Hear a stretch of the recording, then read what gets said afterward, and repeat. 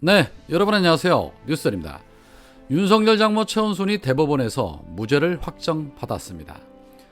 의료인이 아님에도 불구하고 동업자들과 요양병원을 개설해 운영하면서 국민건강보험공단으로부터 23억 원의 요양급여 부정수급을 했다는 혐의로 특정경제가중처벌법상 사기, 의료법 위반 혐의로 기소된 최은순에게 대법원은 최은순 당신 죄 없어 라고 판결을 내린 것입니다. 검사 사유에 이어 대통령을 사유로 두면 그 어떤 죄도 죄가 되지 않는 암울한 대한민국의 현실 앞에 이 국민들의 분노 게이지가 이루 말할 수가 없습니다. 대법원의 이번 판결로 인해서 대한민국의 모든 병원은 앞으로 부정수급을 해도 무죄를 받게 되는 선례를 남기게 됐습니다. 대법원은 2심에서 무죄를 선고한 내용을 그대로 인용하면서 공범으로서 주관적, 객관적 요건이 인정된다는 점이 합리적 의심의 여지 없이 증명됐다라고 단정하기 어렵다. 엄격한 증거에 의해 범죄 사실이 인정돼야 한다. 그렇지 못할 경우 유죄의 의심이 가는 사정이 있더라도 피고인의 이익으로 판단하는 기존 법리를 재확인한 것이다 라고 설명을 했습니다. 대법원 판결 이후에 대법원 관계자는 형사재판에서 범죄 사실의 인정은 합리적 의심을 할 여지가 없을 정도의 확신을 가지게 하는 증명력을 가진 엄격한 증거에 의해야 한다. 검사의 증명이 그만한 확신을 가지게 하는 정도에 이르지 못한 경우에는 설령 피고인의 주장이나 변명이 모순되거나 석연치 않은 면이 있어 유죄에 의심이 가는 등의 사정이 있더라도 피고인의 이익으로 판단해야 한다는 대법원 기존 법리를 재확인한 판결이다라고 그 의의를 밝혔습니다. 이거 아주 원론적인 입장이지만 이 말인즉슨 검찰의 수사가 유죄를 주기에 확실한 증거를 밝히지 못했다는 소리고, 즉 그 수사가 엉망이었다는 소리입니다. 그렇다면 국민들 입장에서는 검찰이 그동안 마지못해 수사하는 척 한 것 아니냐라는 의구심을 제기할 수밖에 없는 것입니다. 그리고 또 하나는 바로 공범으로서의 주관적, 객관적 요건이 인정되어야 하는 합리적 의심이 없어야 한다라는 이 내용인데, 이 부분 매우 중요합니다. 권오수 등과 주가 조작에 가담했다는 의혹을 받고 있는 김건희에게 공범죄가 성립되지 않는다는 이런 법기술을 부리려는 사전 판결이 아닌가 하는 생각 때문입니다. 수사권 하나 주면 판사도 꼼짝 못하는 현 대한민국의 시스템이 바뀌지 않는 이상은 두 눈 멀쩡히 뜨고 계속해서 이런 꼴을 보게 될 것입니다. 결국에는 수사권과 기소권을 분리하지 못한 것들이 계속해서 민주주의 근간을 흔들고 계속해서 발목을 잡고 있는 것이라고 밖에 볼 수 없습니다. 앞서 지난 12일 날 민주당은 김용민주연구 부원장에 대한 수사에서 비밀 누설을 했다는 이유로 중앙지검 성명불상의 검사들을 기밀 누설 혐의로 경찰에 고발을 했습니다. 지금 보고 있는 저 사진들에는 박범계, 박찬대, 김남국 의원 등이 보입니다. 검사를 수사해달라고 고발을 하는데 공수처가 아닌 경찰에 왜 고발하는 것일까요? 납득이 되질 않습니다. 당연히 검사는 공수처 수사 대상인데 말이죠. 이에 대해서 현직 검사인 진해원 검사가 발끈하면서 페이스북에 이런 말을 합니다. 낙천 대상자들. 민주당은 2020년 총선 당시 검찰개혁을 공약으로 내세우고 183석을 얻었지만 실제로 검찰개혁을 하려는 장관을 내쫓았고 언론에는 검수완박을 하는 것처럼 거짓 홍보를 했다.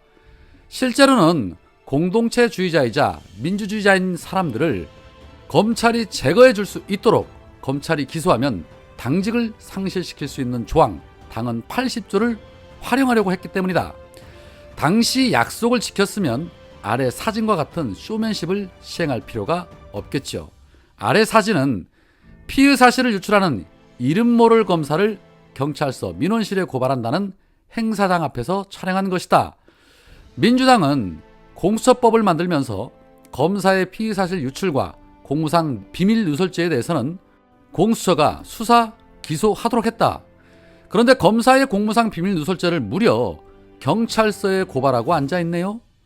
경찰서에 고발하면 압수수색 여부와 기소 여부 누가 결정한다? 댁들이 고발하는 검사가 결정합니다. 피의 사실 왜 유출하겠습니까? 유출해서 구속영장 받아내고 유죄 판결 받아내면 승진시켜주고 상금도 챙겨주고 전관이 되면 여기저기서 영입해주는 이해관계가 발생해서 아닙니까?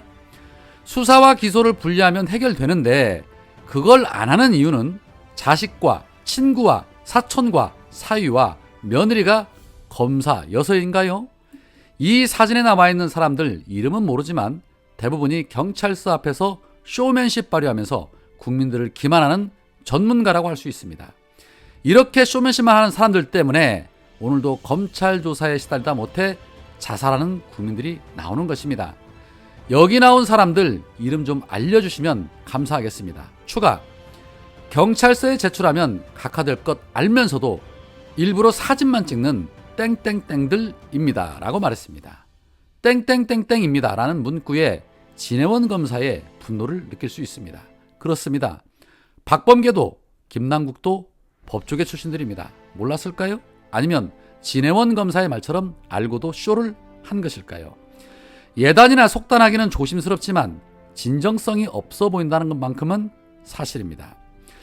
자, 한편 어제 화천대유 김만배가 극단적인 선택을 했다는 보도가 있었지요. 그런데 이 같은 소식에 밥맛 없는 진중권이 본인의 페이스북에 김만배에서 쌍방울을 거쳐 이재명으로 대충 이런 그림일 것 같다라고, 그 배우가 이재명 대표일 것이다 라고 입을 털었습니다.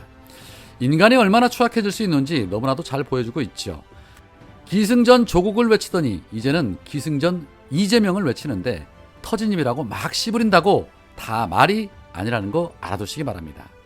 자, 그런데 막말하면 국임당 빼놓을 수 없는데 오늘 국임당 정진석이 민주당이 이재명 표 수정 예산안을 힘으로 날치기 통과시키면 삼권 분립을 규정한 헌법의 위반이자 권력 남용이다. 대선에서 윤석열 정부를 선택한 민심에 대한 명백한 도전이다. 이재명 대표 주변 인물들은 극단적 선택을 마다하지 않고 있다. 오늘 이재명 대표의 민주당이 또 극단적인 선택을 하지 않기 바란다 라고 배설물을 쏟아냈습니다.